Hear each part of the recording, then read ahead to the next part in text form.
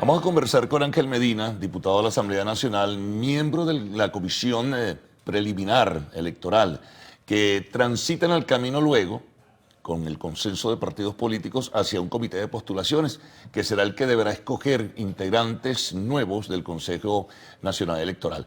Asunto complejo, ¿no, Ángel? Bienvenido, gracias por estar con nosotros. ¿Tienes confianza? ¿Crees que se puede avanzar? Y luego, bueno, hay otras variables que surgen en el camino que seguramente harán el asunto mucho más escabroso, ¿no? Bueno, buenos días y saludos a todos los que nos ven.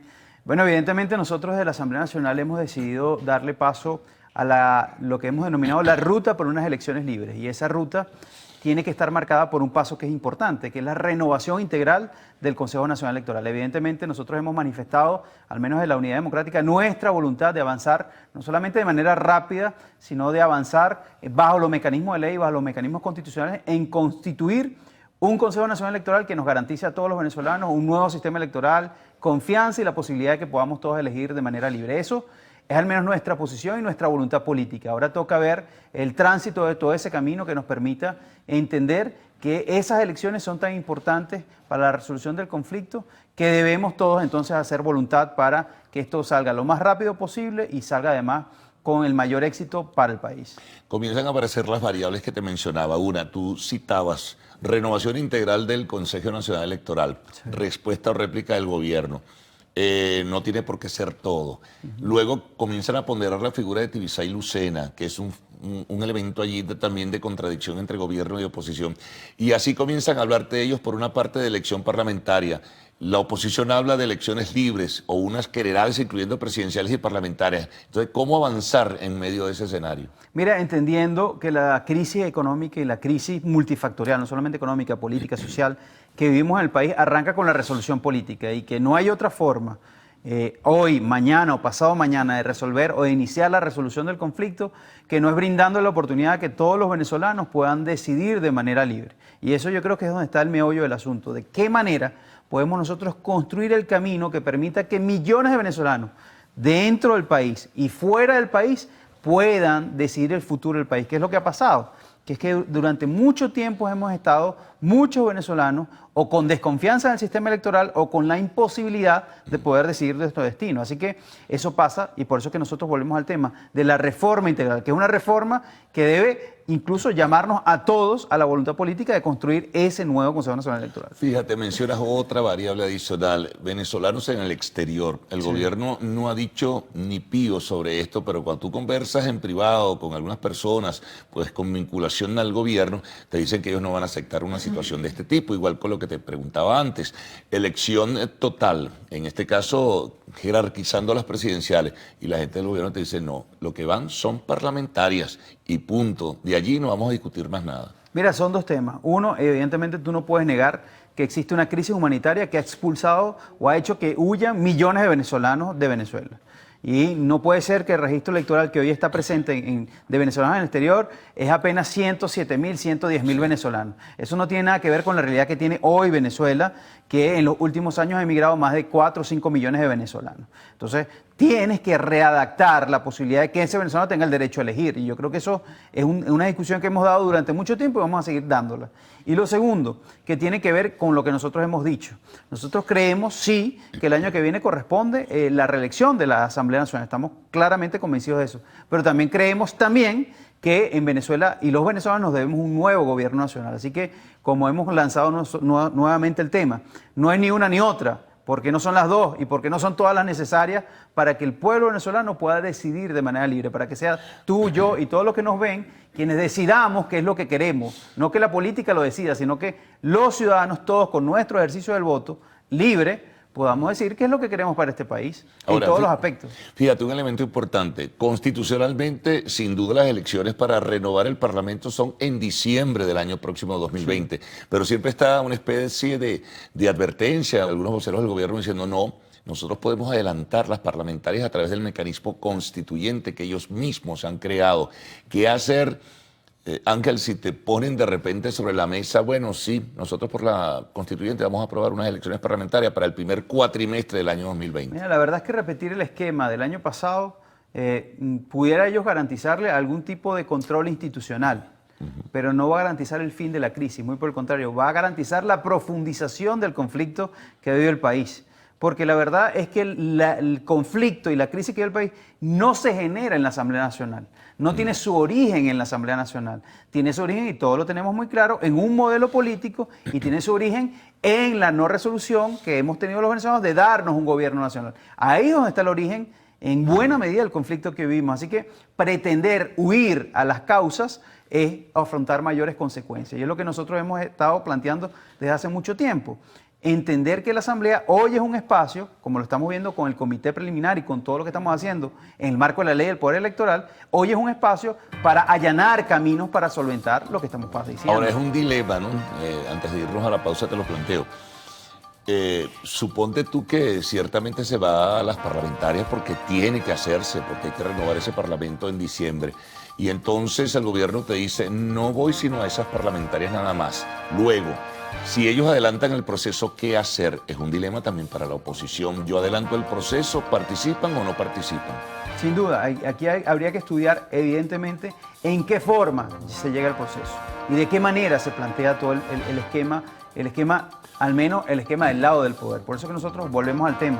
Estamos allanando el camino para tener un nuevo Consejo Nacional Electoral, uno que nos permita a ellos, a nosotros, pero especial a todos los venezolanos, en tener nuevamente confianza en el sistema electoral. Bueno, hacemos una pausa, Ángel, y regresamos enseguida. Conversamos con Ángel Medina, quien es integrante de la Comisión Preliminar Electoral, que está, bueno, organizando y preparando, por decirlo de esta forma gráfica, todo el terreno para, pues, formar el comité de postulaciones, que será en última instancia el organismo que renovará con una evaluación previa al Consejo Nacional Electoral.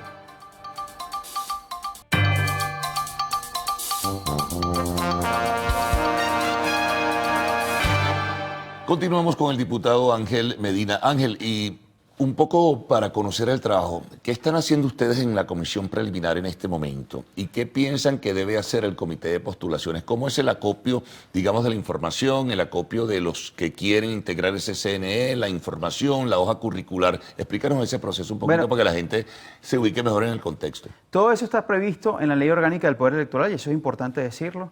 Ahí establecen todos los pasos y todos los procedimientos que se deben dar en este momento que estamos haciendo desde la comisión preliminar. Acordando un cronograma sobre lo que debe ser la conformación del Comité de Postulaciones Electorales, que es un comité que tiene que integrarse con 10 personas más, hombres y mujeres, de la sociedad civil venezolana. Así que eso indica... Eso no ha ocurrido todavía. Eso no ha ocurrido todavía. Estamos en el establecimiento de ese cronograma, porque nosotros hemos presentado un cronograma. La parte del PSUV y el Polo Patriótico dentro de la Asamblea Nacional ha presentado un cronograma. La idea es poder llegar a un acuerdo sobre un cronograma conjunto que nos permita hacer una convocatoria a todo el país para que se involucre en este proceso.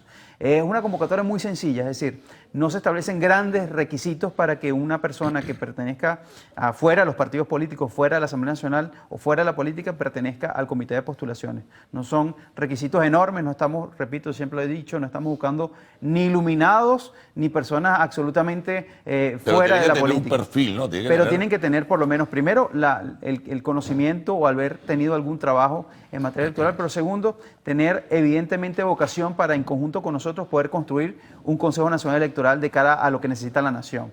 Y yo creo que ahí es donde está primeramente privando los principales criterios para la elección de los representantes de la sociedad civil. Ahora fíjate, ¿cómo sería esa correlación de fuerzas de los que finalmente un comité de postulaciones escoja? Porque hay, bueno, un debate básicamente por redes sociales, que si es 2-2-1, que si es 3-2, o sea, ¿cuál debería ser de verdad, a tu juicio, el perfil que deben tener los rectores del Consejo Nacional Electoral? Mira, a mi juicio no debería haber ninguna correlación de fuerza, para empezar ahí. O sea, y yo vuelvo al tema, nosotros hemos planteado desde siempre, no solamente cambiar el gobierno que hoy lamentablemente tenemos, sino cambiar el modelo político. Y tú no puedes plantearte la elección de un CNE para que responda a los intereses partidistas de un sector.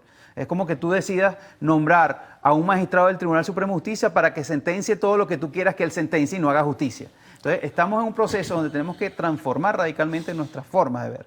O sea, nosotros que queremos un poder electoral que evidentemente saque la partidización y mantenga la política, que son dos cosas Y distintas. eso lo aceptaría el gobierno. Mira, y eso es lo que nosotros tenemos que luchar. Yo no sé si ellos lo acepten, pero es lo que nosotros tenemos que luchar por el bien del país y por la garantía que le tenemos que brindar a todos los venezolanos de poder tener unas elecciones justas y libres. O sea, nosotros no podemos transformar un poder como el poder electoral que hoy está absolutamente partidizado, y eso es uno de los grandes problemas que tiene, no lo podemos transformar en un nuevo poder bipartidizado. Es decir, no tiene ningún sentido Ahora, eso ese planteamiento.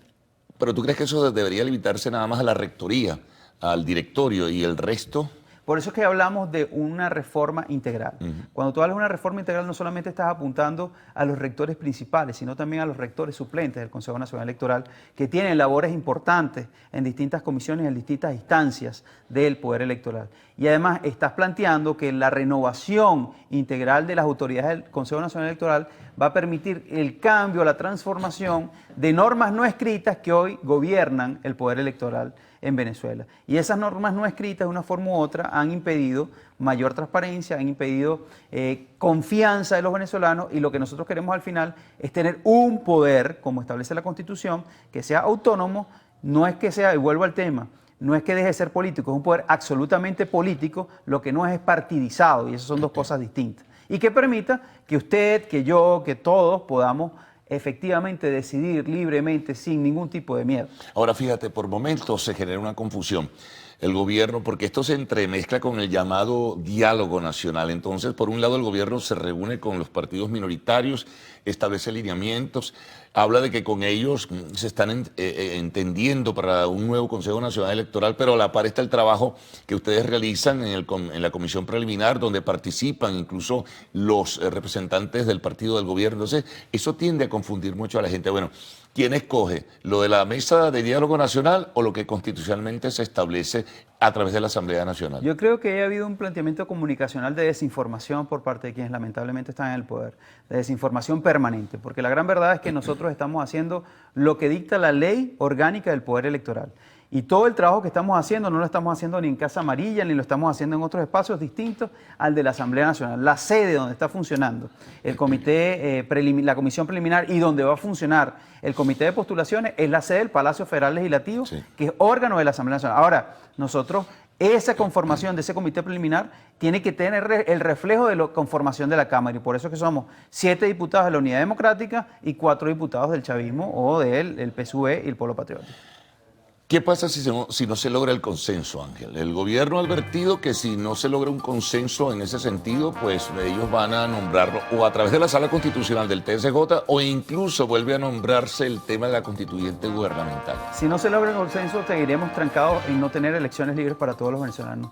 Seguiremos profundizando aún más la crisis y seguiremos haciendo de este un país donde cada día que pasa padecemos más. Al final, nosotros lo que estamos es queriendo entender que el camino a elecciones libres es un camino necesario para el país, para el futuro de la nación, pero sobre todo es un camino necesario para la política. Lo hemos dicho siempre.